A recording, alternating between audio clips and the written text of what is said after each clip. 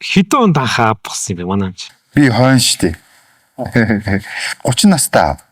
Оо за нийлээ хожуу. Тий. Эмээ сүлд намайг их нэртэй бол гэдэг. Тэгэл энэ юу н хамгийн түрүүн хүн дагуулж ирэх хүн гэл нөгөөх нь байдгүй. Аливаа юм өгөө авааны гэсэн дэр. Хүн авсан бол өгсөн бол авсан гэдэг юм тий. Тэр нь гэхдээ юм бодиттой биш байж болно шүү дээ. Ямарваа нэг юм цаг хугацаа дамжуулаад магадгүй би маш ихийг хүртсэн бол миний өөр хүүхэд ч юм уу тэрний цаашаа хэдэн үед ч юм үгүй байх ба. Би бол одоо жишээ нь ингээд аавдаа загнуулж үзээгүй, ааваасаа зөвлөгөө авч үзээгүй тий. Нэг удаа ташуурдуулж энэ төр үзээгүй юм баггүй. Чихгүй хүүхд төсөмөргүй байгаа байхгүй. Тэр чихтэй хүүхд төсөхийн тулд эхлээд маш сайн зааж хүн болохгүй бол би зарим үед нь өгцөн дээр нь алгадна.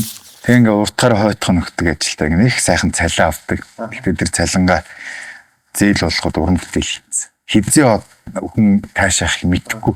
Тэгээ зүгээр ингээ хараараас нь хийгээлээд. Гэхдээ тэр миний нөгөө нэг банкны зээл ингээ өсөөлдөг. Зээлгүй. Юмыг ингээд нөгөө 7 хэмжиж нэг огтолдог. Тэр 10 ухаан чи хайцсан бэ. Юмунийг бол ингээд өөрөөсөө нэхмээр байгаа.